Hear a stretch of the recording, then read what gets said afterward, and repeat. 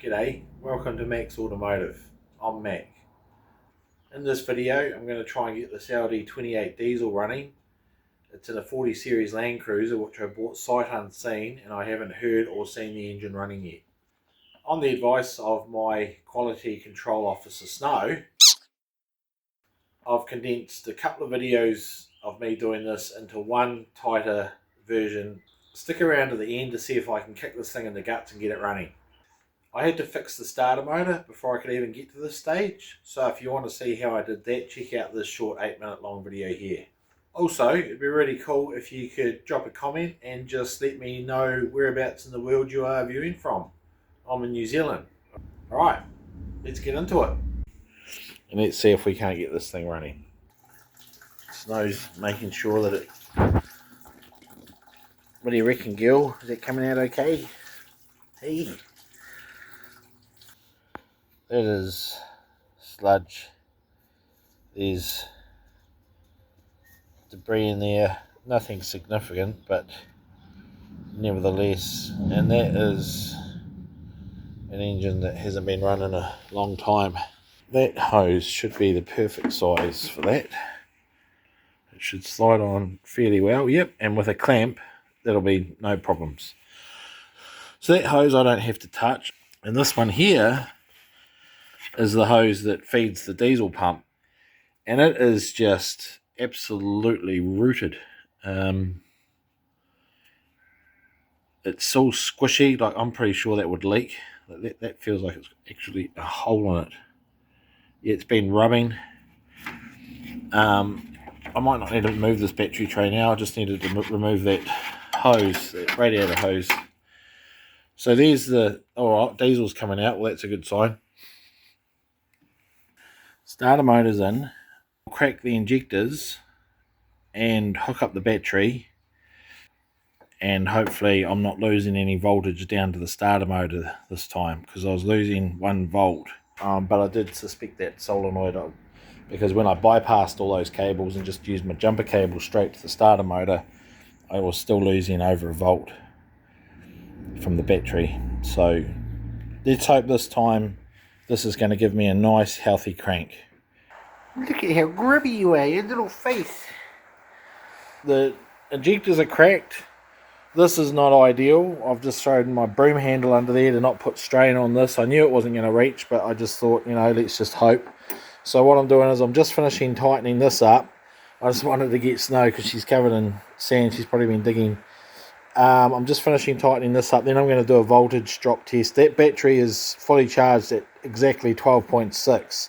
So I've got 12.6 volt there at the 2 earths, and at the terminal on the solenoid. So it should be looking good now to giving me full cranking amps transferred through to that starter. Now I've just got to find my ignition switch, which is down here somewhere, hopefully. Okay, let's see how we go. So what I'm going to do is, the injectors are cracked, and the idea of that is to bleed the air out, and then also when I see fuel, hopefully I'll see fuel coming to the injectors, then I know that fuel's there, and then it's a matter of retightening them up and seeing if it'll fire. So here's hoping.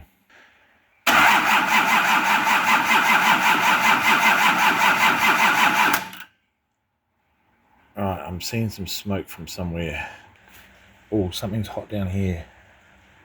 What's hot?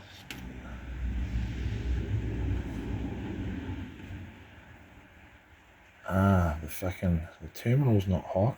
The solenoid is not hot. That bloody, I think my feed wire might be earthing out on the body of the starter, because I did have to stretch it, because that solenoid is actually not like for like. The good news is that you can start to see dampness coming here, which means diesel's coming up. So let's just see if we can see a little bit of diesel. I'll just crank for another few seconds. Oops.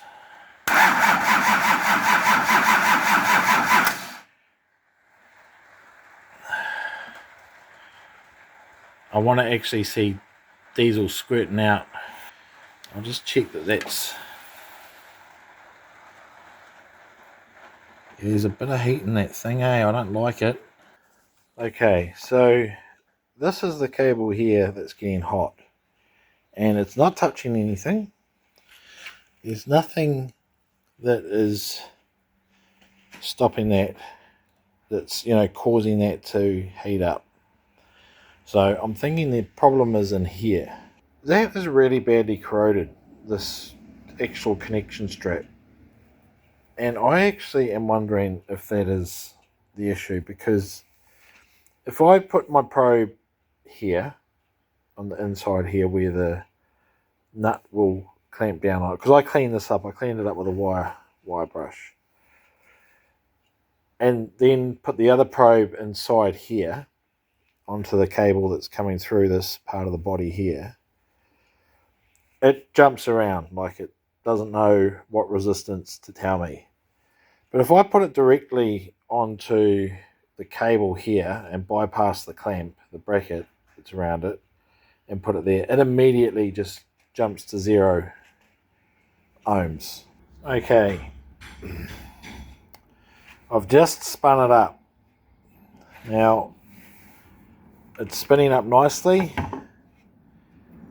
and this strap, I can't feel it getting warm. I just spun it up, I did a quick bing, and then I did a for about 5 seconds. I couldn't feel it getting hot.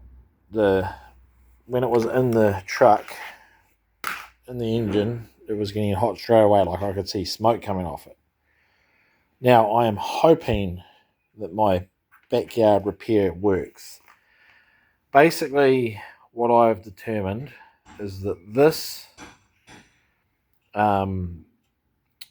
connector, which is crimped onto the end of the main cable here, it was really rusty. I'm talking rust that was having, I think I've brushed them away, like flakes coming off it. So, you know, when things are real rust and it flakes, the inside of that was all rusty.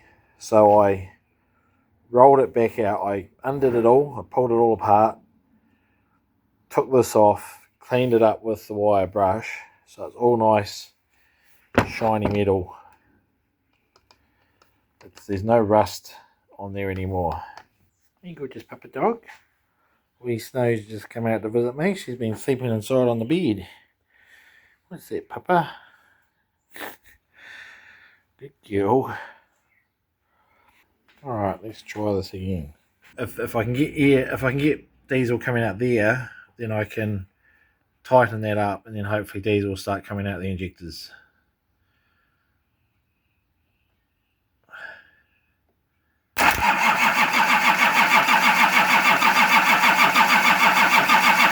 Not yet. Alright, so I just want to check that nothing's getting hot down here.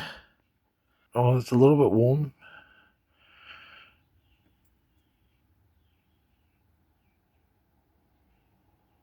No, not really.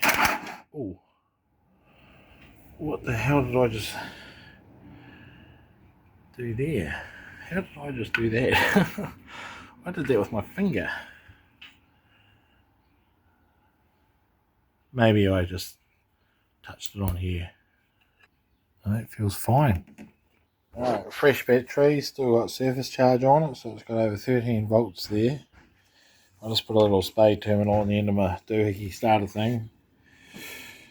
And I just noticed that the diesel is going down now and going to the return hose, because it started dribbling diesel all down there. So, let's just see what happens.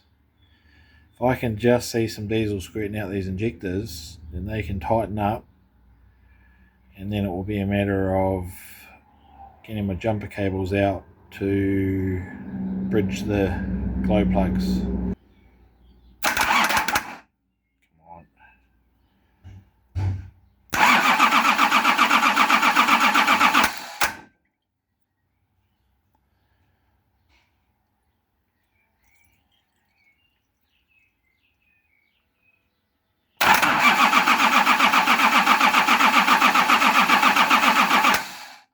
We're starting to get dribbles now,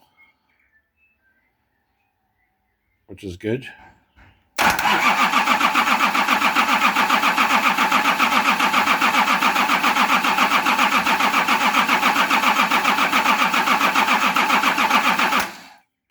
hot is that thing down there? Ow, really hot. I just realised that this pump has a fuel cut-off solenoid that when you turn the ignition on, it opens to allow fuel to flow. I've also been playing around with this solenoid, so I've got that hooked up now to this spare battery, which I need to earth out.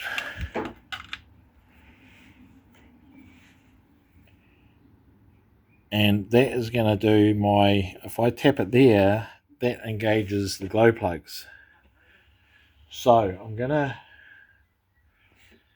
go and crank this and see if I can get fuel coming to those injectors now.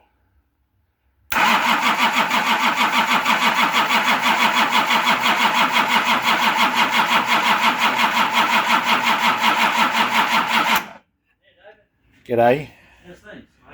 Oh, I had to put that on pause. A neighbour just popped in. So I was getting diesel coming out of these two injectors. I'm going to try one more crank with the glow rail now because I've hooked all that up. The fuel terminal's open and the fuel is actually being drunk. It might just be going into that thing, but let's see for a second. Because if it starts to fire, I'll swap the bottle around and get the bottle down here. I don't want to use that, so let's just see now.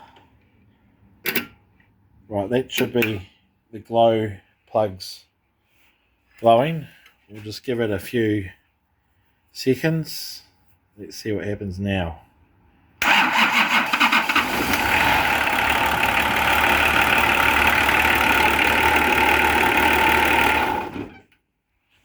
Fucking mint. Right, I did not expect that to start as easy as it did. I didn't actually expect it to start. I expected it to start spluttering. So the problem was all along that I hadn't, hang on a second. The problem was all along that I hadn't thought about, I hadn't even considered the fuel solenoid. So when you turn the ignition on, the solenoid plunger is drawn in just like a starter solenoid plunger is drawn in, and that allows fuel to flow. And that's why I wasn't getting diesel coming out when I was cracking those injectors. It was just kind of bubbling because fuel wasn't actually coming through. And then while I was fiddling around, I worked out what's going on with this, which is your glow relay and ignition as well in here. So what I'm hoping is that it'll start by itself without glowing. I'll just try that now, and if it doesn't start, it'll need another glow. But the fact that that fired up the way it did, I scared Snow. Well, I didn't scare Snow. The truck scared Snow. She ran off. I'm just going to see where she is. She was hovering around. She might have gone back inside. Snowy! Oh, there you are. Hello. For Africa. Are you digging in your little sandpit? Look at how grubby you are. Oh, look at how grubby you are. Yes, you're grubby. Oh, you are just grubby. You are grubby, you. Where you digging? Where you off to, hey? Good girl. You stay there. I'm just going to start this truck, okay? I don't want to startle you. Good girl. It's alright. Right, so it needs a glow. That's good. That's fine. Give it a glow.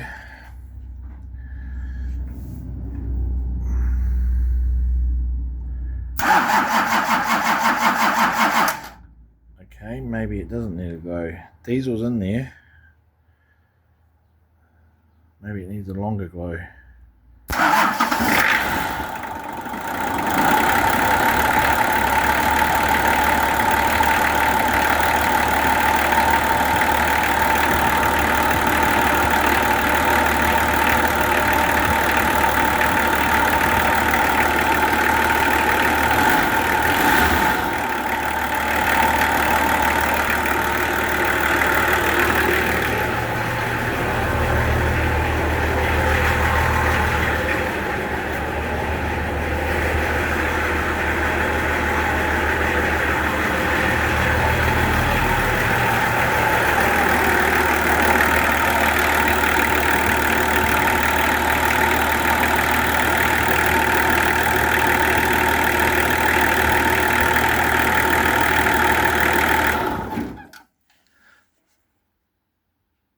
Well, I'm stoked.